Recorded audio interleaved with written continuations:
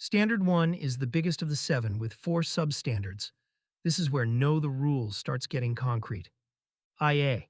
Knowledge of the law. You must understand and comply with all applicable laws, rules, and regulations, including the CFA Institute Code and standards.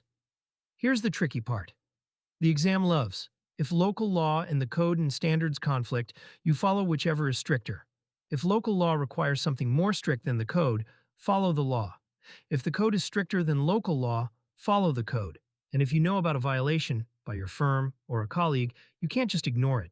You need to dissociate from the activity, which might mean stepping back from a project, and in serious cases, may involve reporting through appropriate channels. IB. Independence and objectivity.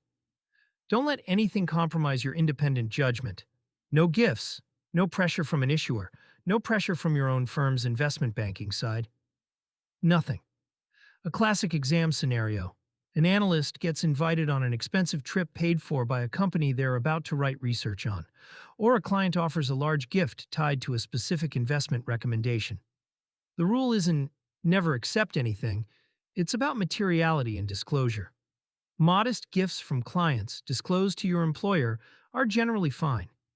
Gifts from companies you cover, especially if undisclosed or tied to favorable coverage, are a red flag. IC. Misrepresentation.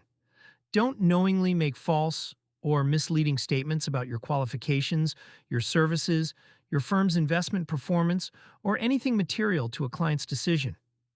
This includes omissions.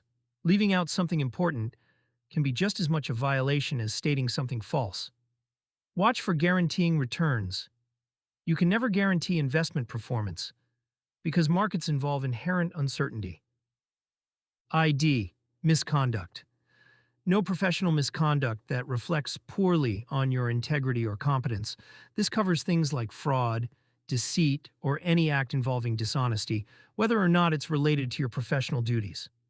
Interestingly, this can include personal conduct too, if it involves fraud or dishonesty, because it reflects on your professional integrity even outside work. The thread running through all 4. Know the rules.